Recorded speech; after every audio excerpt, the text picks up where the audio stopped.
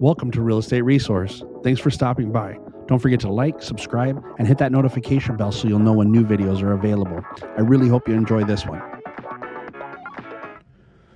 All right, so we haven't had a RE Knowledgebase fundamentals class on systems and strategies and things like that. We haven't had one in quite a while, and we haven't done one on Zoom in quite a while.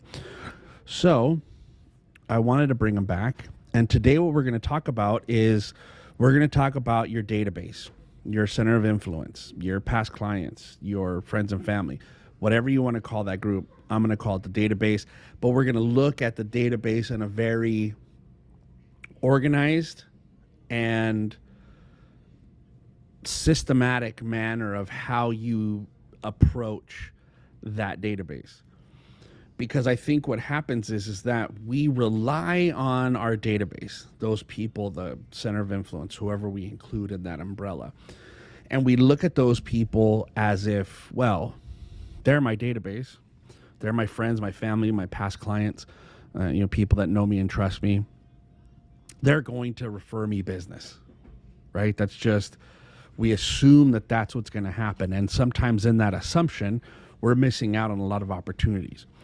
And really what we've been trying to focus on in the market that we've been in for the last, who knows, 12 months, 18 months, where there's a lack of inventory, where there's a lack of sellers.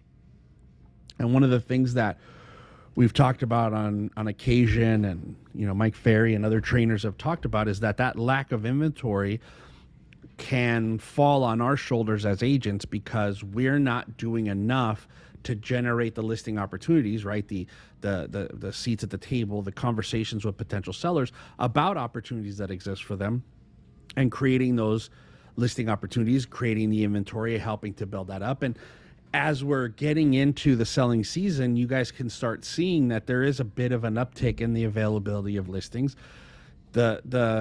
The demand that has existed that was still pretty high, that caused the prices to be where they are, that there's still some pent-up demand behind that because of the lack of supply. And that's going to start to show its face as we get into the spring and summer months, where a lot of sales are done, right? That seasonal area sales.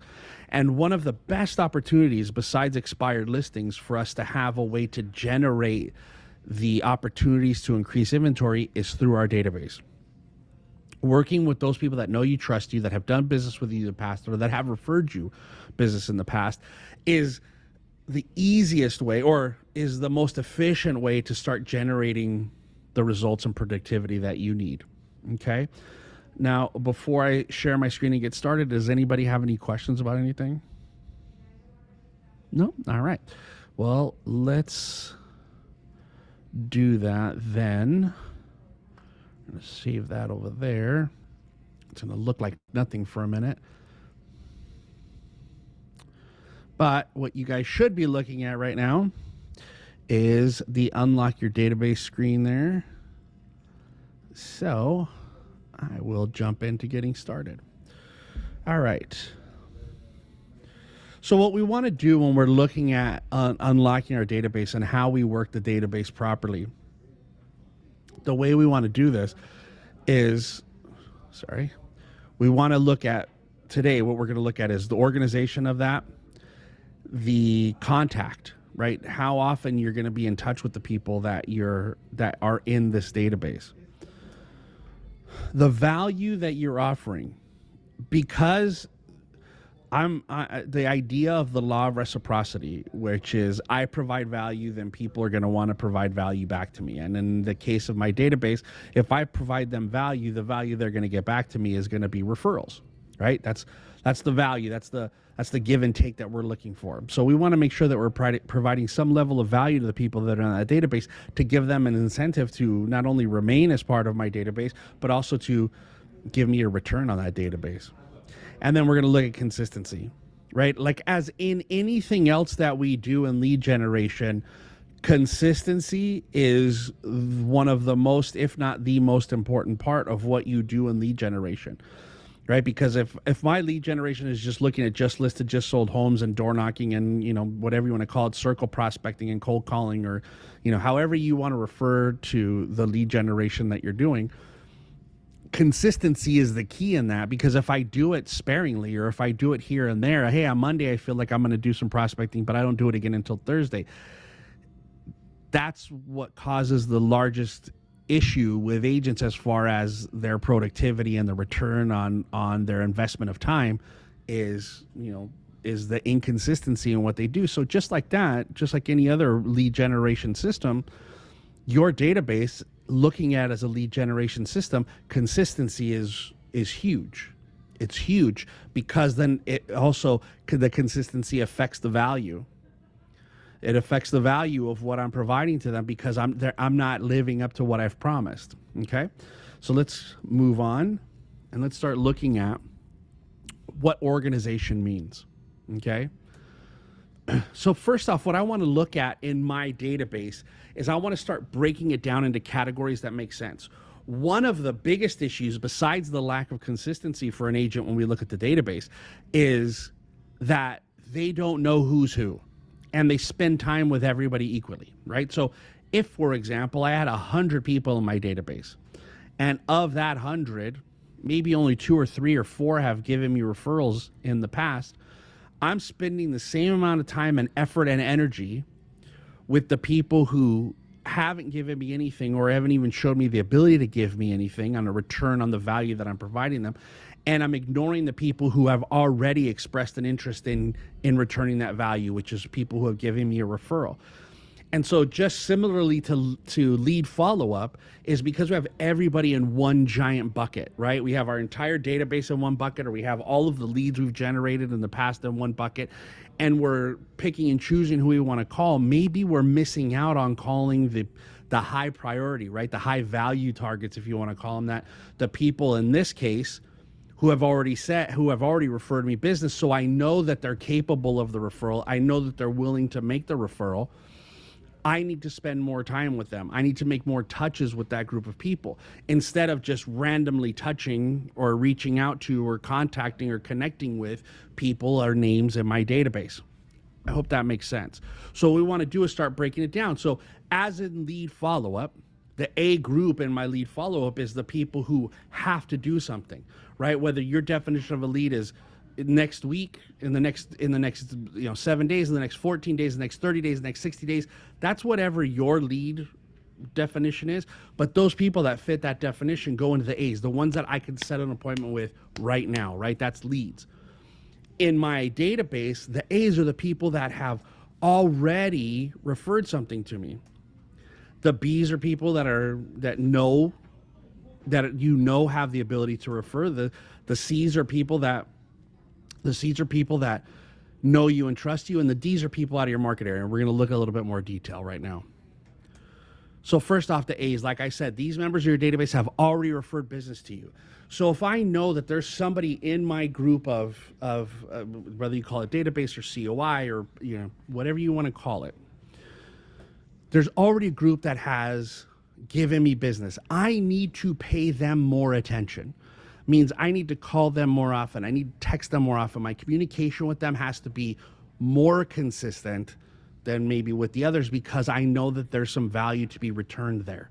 And instead of ignoring it, like assuming that, well, they've made a referral to me in the past, they're going to continue to do it. I would almost guarantee that the people in your database, you are not the only realtor that they know. And if you start to lose that connection and communication with them, another realtor will step in your place, even if it is a past client of yours. So you got to keep in mind. So the A's, I'm going to designate these people. These are the ones that have already shown me the value of giving me a return on that investment of my time and value, which is a referral. Okay. The next we're going to look at the group is the B's. And like I said, these are the members of your database that have the ability to refer.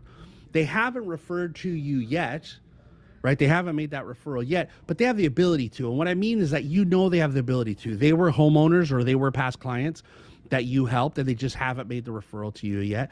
They're business owners. They're other kinds of professionals, lawyers, tax preparers, CPAs, people that know people and have the ability to make that referral to you, right? Like, some of us as maybe as younger agents, right, we start to look at like, well, my group of friends, before I've done any business, my group of friends, they're not in a position to purchase homes yet or to buy. Remember that your database is not that I need that person to actually do work. What I'm doing is by leveraging my relationship with that person, I'm basically using their database to help generate business for me. So if you have friends that you don't think themselves can purchase, they still may have the ability to refer you because they have friends, family members, people that have the ability to purchase and become homeowners. You have to look at and determine, are these people in my database, do they have the ability to refer? Because if they do, I want to spend more time with them. They know a lot of people. They are in businesses that are connected to a lot of people. They work in industries where people have money and good credit and own businesses and have the ability to purchase. This is a good person to know that I could leverage, right? Like we went back to the professionals of attorneys, tax preparers, CPAs, people like that, because they know people's histories. And people who work with the same CPA over and over again, they trust their judgment. People who work with the same attorneys, whether that be an estate attorney or divorce attorneys or whatever the case is, people who work with those attorneys, they respect their opinion. And if you have a relationship with people like that, that's somebody that even if they haven't referred to you, they could be in this B database, the ability to refer. Next is the group in your database that know you and trust you. You just don't know what their ability to refer to you is. You don't know what their connection is. You don't know their reach. You don't know what kind of relationships they have that could lead to referrals for you, but they know you and they trust you. We have a lot of those in our life. People that we've talked to in the past, friends, family, people we've met in our course of business that maybe have never purchased from us, but we've had communication with and we've met with more than one time. These people would fall into that category. They know me. They trust me. I don't have to introduce myself every time I speak to them. I just don't know what their ability to refer is, like how high the ability is to refer, but they know me and trust me, and I don't want to lose track of them. Okay? And finally, the last group.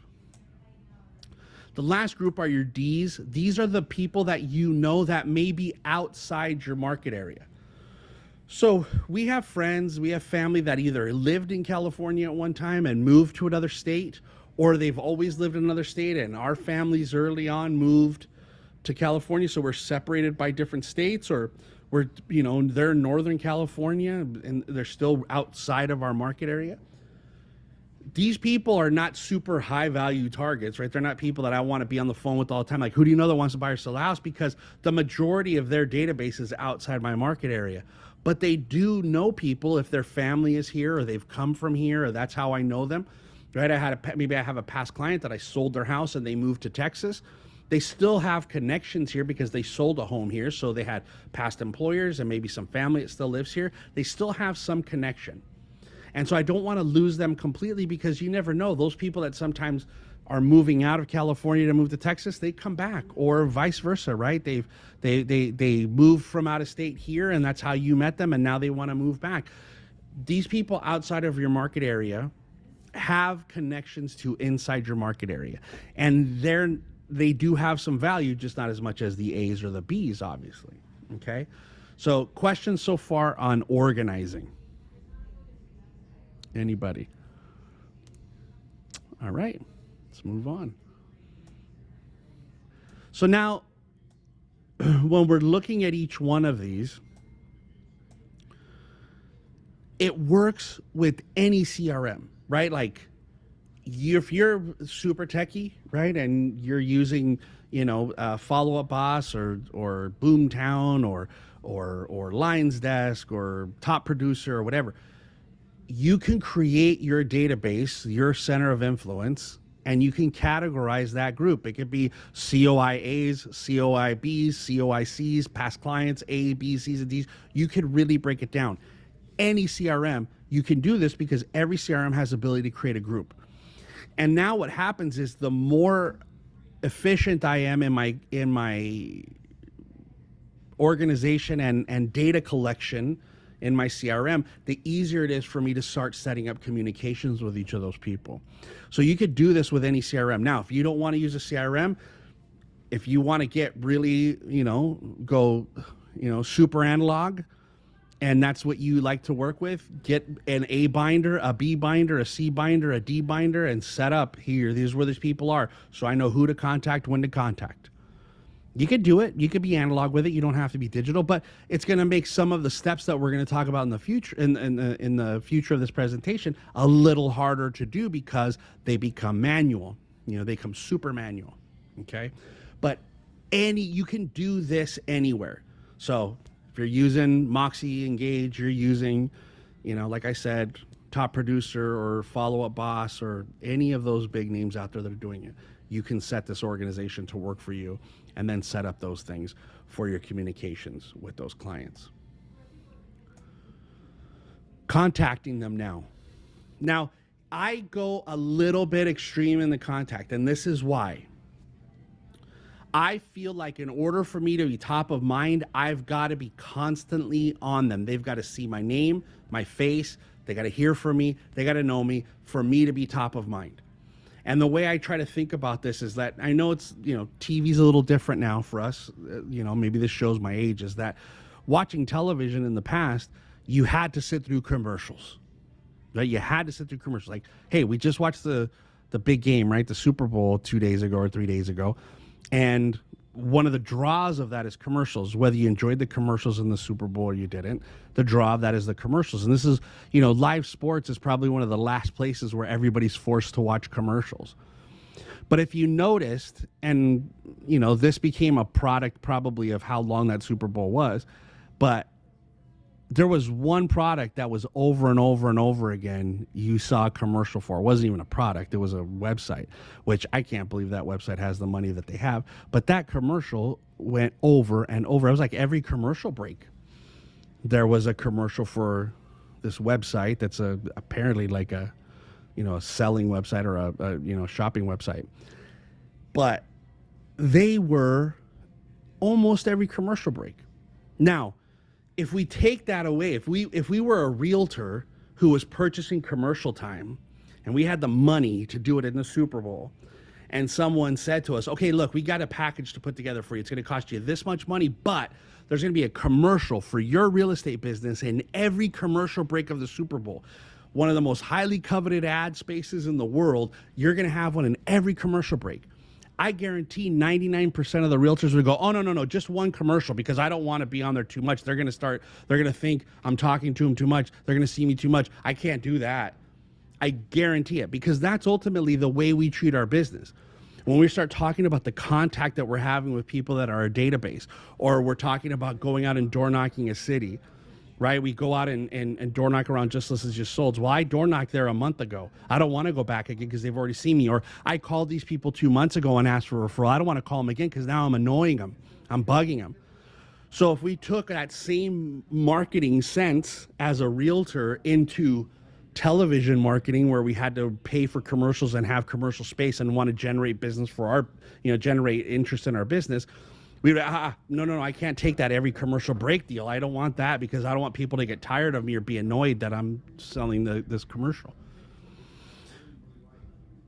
All companies will advertise that way, where it is over and over and over again. And if you start to pay attention to what you see on television or hear on radio, and again, I know that we're limiting commercials nowadays because we record things or we watch things streaming and we don't get to see commercials. But if you're experiencing anything where there is commercials, you'll hear the same commercials over and over again on the radio, or you'll see the same commercials over and over again. Or if you don't pay for YouTube Premium while you're watching these YouTube videos, like I put these on the trainings, you get ads and you see the same ads over and over again. Now, those are targeted ads based on things that you may or may not have searched for on the internet, but you see those same ads over and over again. And those companies aren't worried about getting in your face more than once a month. So we've got to change the way we look at this. And so we're going to look at a contact schedule for each one of these different categories of database. So first off, I'm going to contact everybody who's an A at least once a month, and I'm going to contact them via phone, email, mail is optional, because we're looking to look at this as a way to do this without spending money. But if you have the ability to put some capital into this and add mail as one of your touch pieces, it's going to make a difference. And the last one is text, right? So if I look at this, and once a month, I'm going to call my A database people. I'm going to email them. And when I email them, the reason I say this fits with any CRM is because I can put them into a campaign where it is drip emails, where I don't physically have to get online and write an email to each one of them.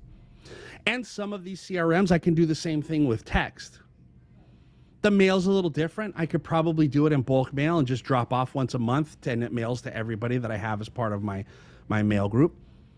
But what I'm going to do with this is, at a minimum, if I take away the mail piece, right, the actual physical mail, I take that out and I call them once a month. They get an email from me once a month from my drip campaigns, and they get a text from me that I personally text, or it's a drip campaign because I know some of the CRMs do that. They're going to get 36 different touches from me every year. 36 at a minimum, if I just do 3 of the things. And if I send them something by the mail, they're going to get 48 touches from me. Now, that's a drastic difference for most of us, who right now is maybe it's once or twice a year that I'm in touch with these people, unless they call me. We're switching it from, I'll give you guys the benefit of the doubt, once every 2 months. So we're changing it from 6 touches to 48 or to 36. Do you think that that's going to change the opinion of them as far as top of mind? Because what I want is, if I have a database that I'm going to work with like this, I want it like that quick, where somebody says, hey, I'm thinking about selling my house, and they say, you got to call Kyle. Because I've become the representation. I'm the physical manifestation of what real estate is, because I'm in front of them 4 times a month. They talk to me. They see my face and get whatever my email content is. They see the postcard that I sent them about whatever new listings or whatever is in the marketplace, and they get a text message from me.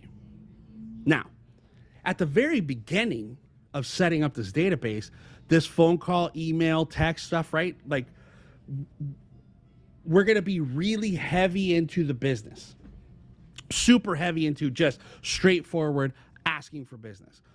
As we continue to move through how we handle our database, because we're talking about, this is for the rest of your career. This isn't about like, here's a quick start jump to get your business going and then you can go off and do something else. No, this is for the rest of your career that we're going to work this. And so what happens is, as we build it at the beginning, it's going to be very heavy into the competency about how good you are at your job. As we get out of that first 6 months to a year of working it, it's going to now switch to being a balance between character and competency. And what I mean by that is, character is, who are you as a person, right? Like, if you look at some of the people who are super successful with their social media profiles in real estate, there's a lot of balance of character, who they are, showing their family, them having fun, working out, whatever it is they're doing. There's a lot of character stuff. And then it's balanced out with some competency, what we do as a business, right? A few videos of their open houses. Here's a new tour. Here's what the rates are. The people who become white noise, as far as realtors go, are the ones that are just rate, new listing, new listing, new listing, new listing, new listing, new listing. And it's nothing to do with who they are as a person. It's finding that balance of character and competency, who you are as opposed to what you do. And we're going to do that with this database. Now, at the start, super heavy on the competency part. My phone calls probably for the first 6 months at least, when I call these A's, is going to be, hey, I'm calling to say, remind you that I'm in this business. Who do you know that wants to buy or sell a house in the next 30 days, right? That's going to be a lot of the phone calls for the first 6 months, 12 months. Now, once I switch it, because now I've become consistent in doing it, and I've talked to them every month for a year, guess what happens the next year when I start doing it? Now my phone call is not about business. My phone call is, hey, I was just calling to say hi and see how you're doing. Haven't talked to you in a while. That's a different kind of phone call to have with your database than just, hey, who do you know that wants to buy or sell a house?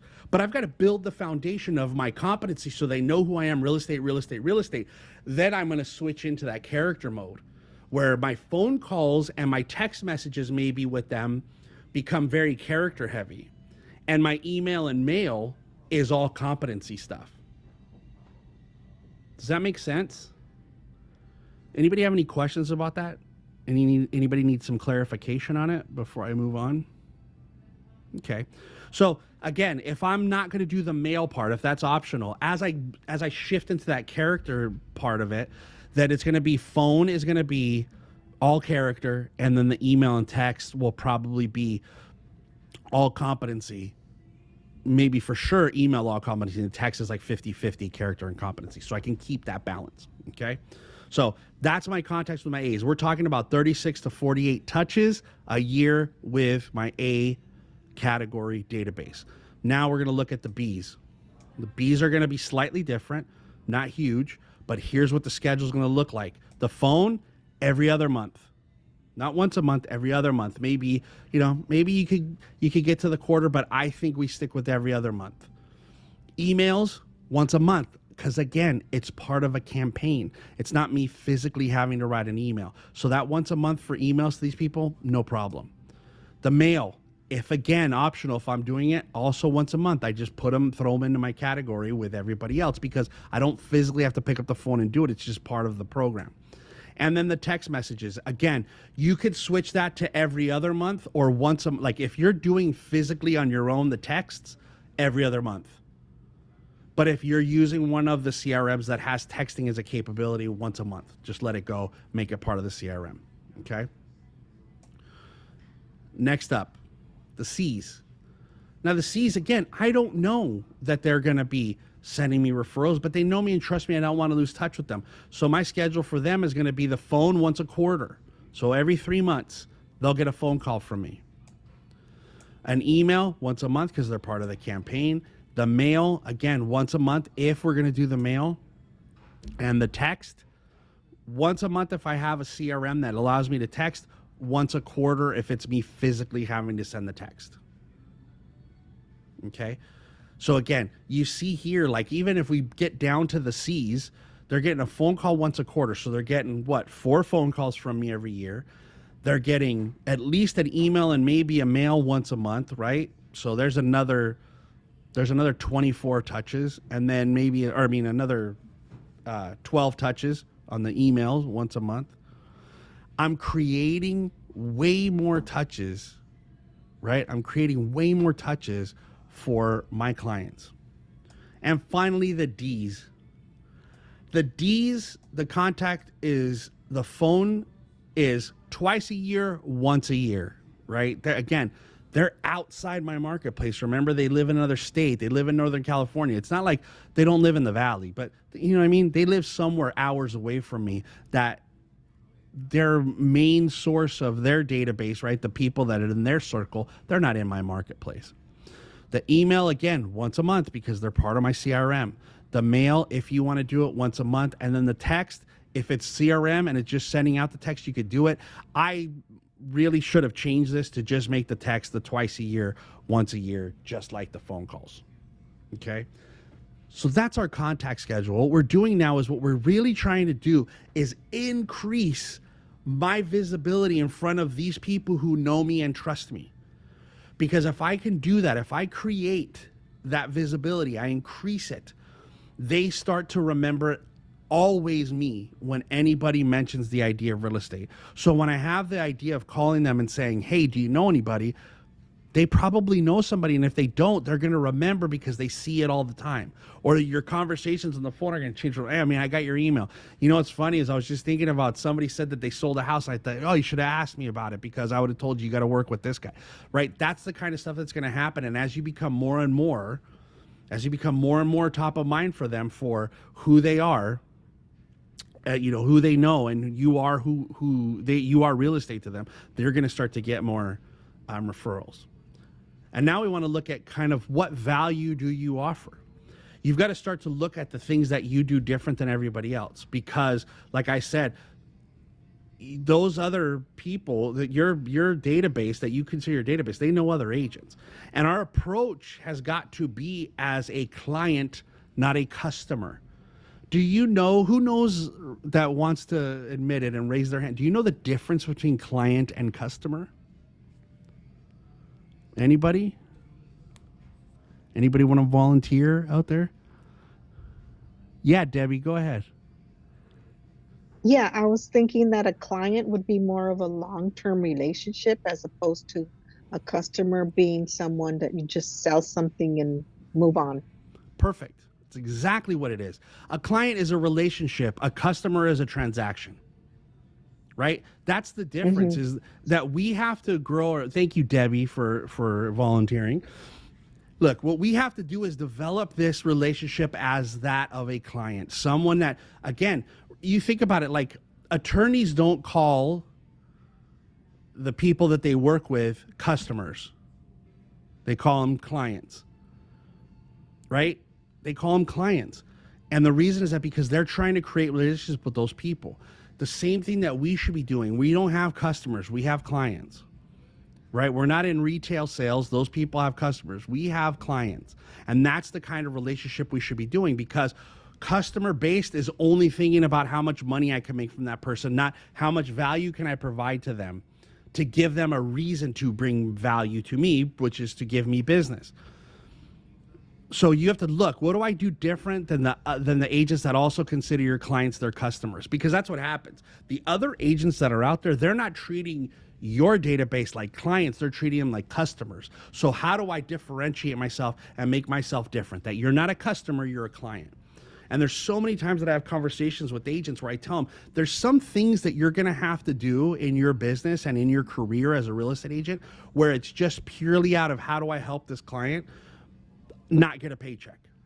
It really, one of the things that, let me preface this by saying, I want all of you guys to make as much money as you possibly can and to be as successful as you possibly can. I want that for all of you. I promise you that.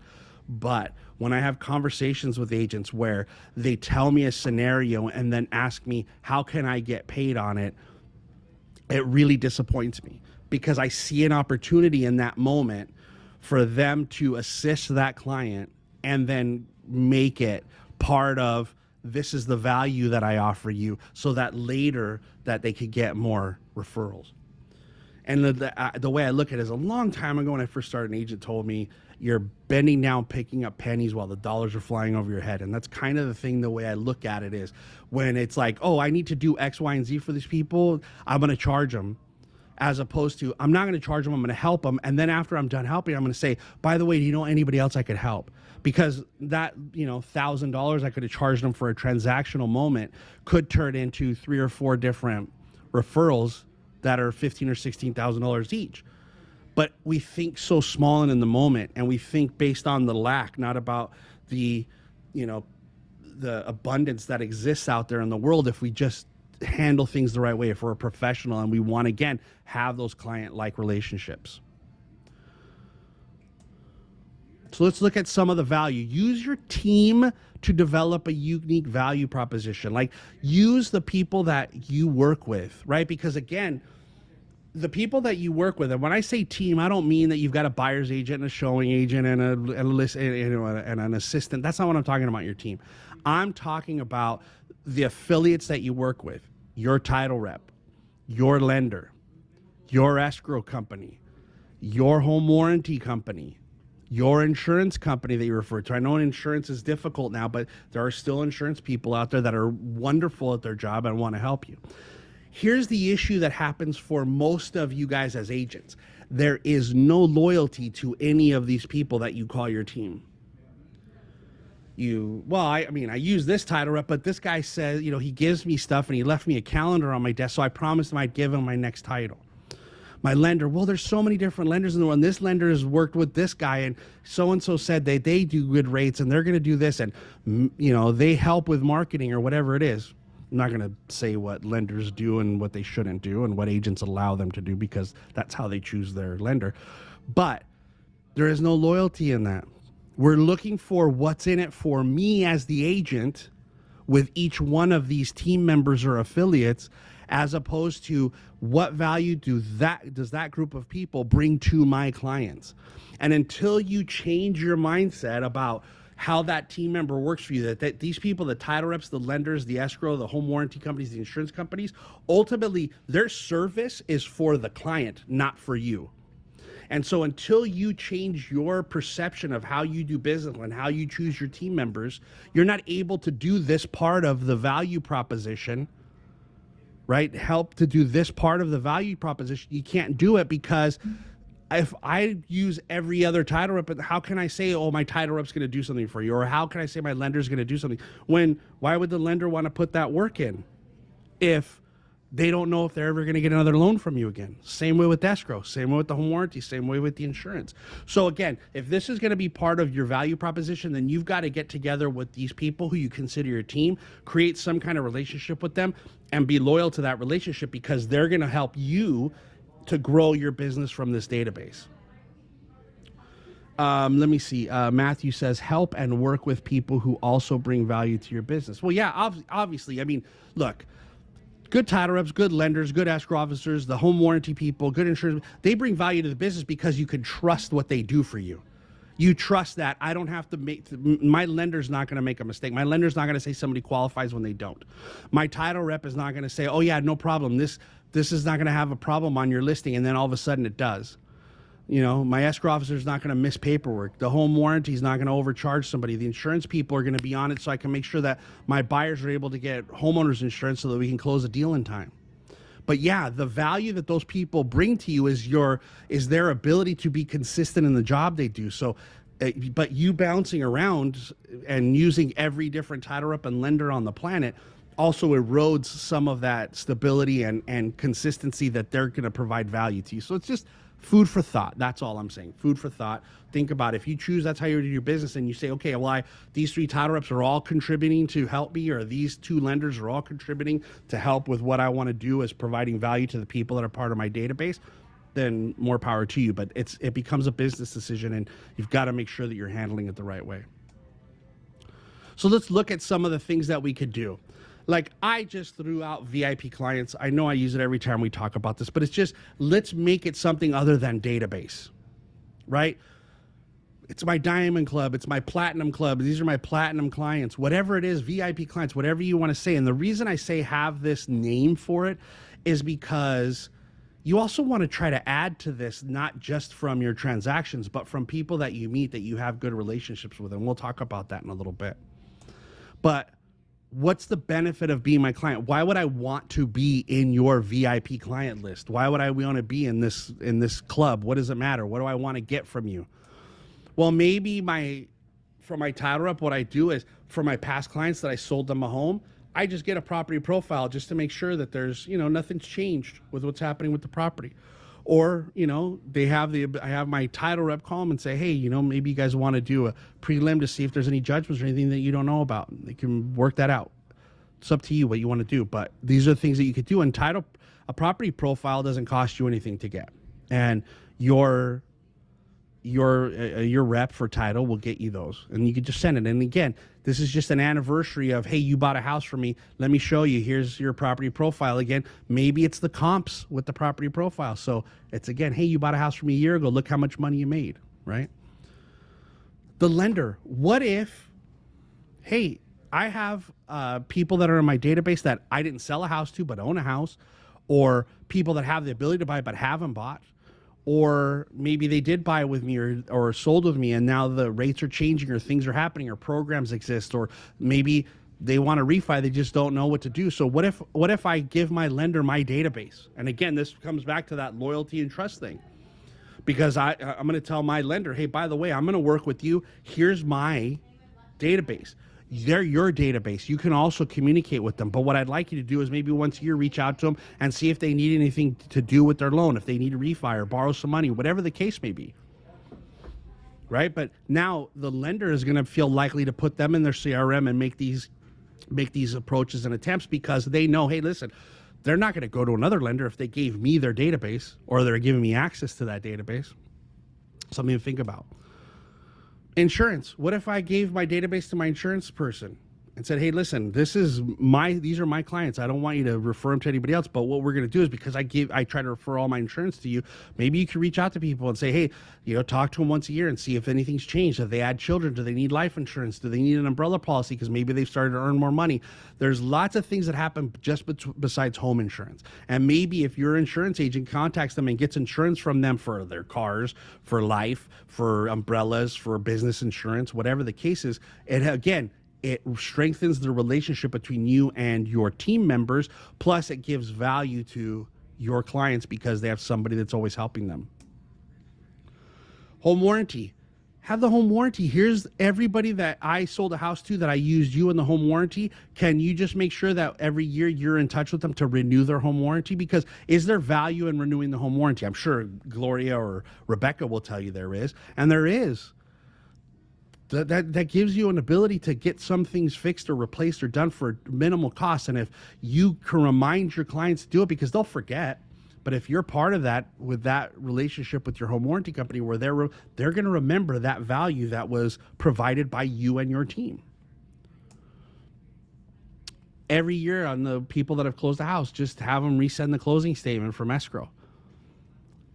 Right? So that way when they do their taxes, because every time somebody buys a house, they do their taxes. If they don't get to claim everything the first year they buy a house, so they need that information. So what if they had their closing statement on the cost they paid, on the things they did, so that they had it every time they did their taxes every year? Just something to think about, things of value that I could do for this group of people.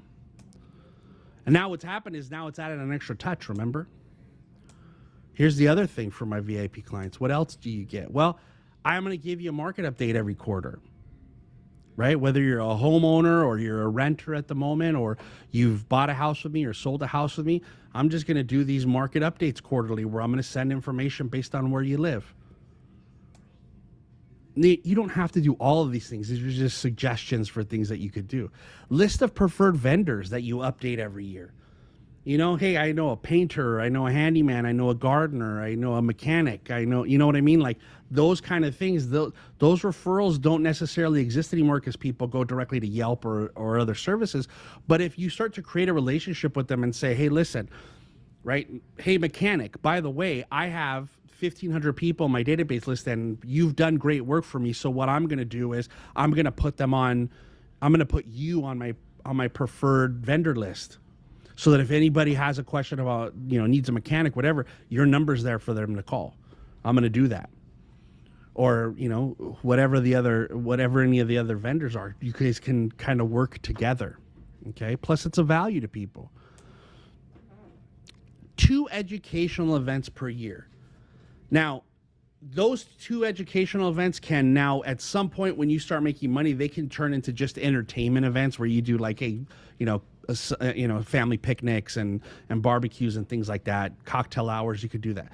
But right now you could do 2 educational events every year and you could do them for free. You have the ability to do that because you work in our company. Now, if you're watching this video and you work on YouTube and you work for another company, I don't know what the ability is for you to have a space to hold meetings, but you could do it probably at minimal costs. But you find a space like here, we have a space for 125 people. So you can invite everybody on your client list to these educational events, and the people that will provide this information will do it for free. I mean, how many of you guys have seen people that are doing, estate planning seminars or financial planners or whatever the case is? You have the ability to call an attorney and say, hey, we want to do a class on trust. Great. Hey, I'm going to call a CPA. We want to do a thing on people being able to, make sure they're doing their taxes and what they're withholding and what they're doing. I want to have a class on that properly. Or I have a financial planner that's coming in to help. How do you save for your kids to go to college? You do those every 6 months in here and you do it for free. It costs you nothing other than time spent to advertise and to send an invitation to the people on this list. And now you've got 2 more touches and I'm giving them more value. I'm giving them the opportunity to see me in action so that they can say, yeah, that's the person I want to work with in the future. And that's the person I want to give my referrals to for them to do business with because I trust them and I see them as a professional. So again, not all of these things are required to be in there, but pick some of them that you have the ability to do or you feel like you can do to provide the value to your clients. Now it's consistency. You got to be consistent in the contact. You have to. Now, that's the key to it. You can't get to the point where you become top of mind and those conversations on the phone change unless you're consistent all the time in the communication. If you become inconsistent, they lose faith in you. So your consistency in this is key. Again, under promise, over deliver. If you promise you're going to provide them something once a year, don't miss a year because they're going to lose faith in you. If you say I'm going to do something once a quarter, do it once a quarter because you missed that first quarter. Believe me, that's going to affect their vision of you and the value that they see in you. So you got to be impeccable in your word, and you got to be consistent in the promises that you make. Do it. If you say you're going to do it, do it. Because if you don't, this whole system crumbles and you don't get any return off of it. So when we're looking at that, like I said, must be consistent in the promised value, just like you're consistent in the contact. Now, if you're provided you're consistent like that, you commit to this, and this is your business plan for the rest of your career in real estate, and you provide the things you say you're going to provide and the time you're going to provide it, and you contact them every time you say you're going to contact them, or follow that schedule that you set for yourself to follow based on that category, then you could probably expect, with that consistency, you can expect a 10 to 15% return on the database. So what that means is if you have 100 people, you're looking at somewhere between 10 and 15 transactions. Now, your database themselves, I don't mean that the people in your database, 10 or 15 of them are going to buy or sell. They may. But the value that you provide and the referrals they give you should lead to. And I'm not saying in the first 6 months that's going to happen, but probably in the first 12 or 18, because of the consistency and you spending the time, you're looking at between 10 and 15% return. So it's really important that you, number one, clean up your database so that you can categorize those people. You put them in the categories, and then you start that contact plan and do it for the next 12 months, and you'll start to see this kind of return on those people that are in your database. Any questions? Anybody have any questions? No? So it's either super clear or you're so confused that you're not going to do anything that we just talked about. And I hope it's the former, not the latter. So look, again, we all have to start working our database. It's important. And again, it's going to be the most important thing you could do in a market like now, because that's how you're going to that's the most efficient way of generating business, besides like listings, especially besides expireds. You've got to put something in place, because unless you do, somebody else is going to, and you're going to lose those people that should be your COI or database. You're going to lose them to somebody else who's consistent in doing the work. So I'm hoping that you guys can put the work in. If you missed any of this, it's going to be on YouTube maybe today, probably tomorrow morning before contract class. But if you guys have any questions, you can email me. You can come see me in person if you're here. So I appreciate you all being here. Thank you so much, and have a wonderful day.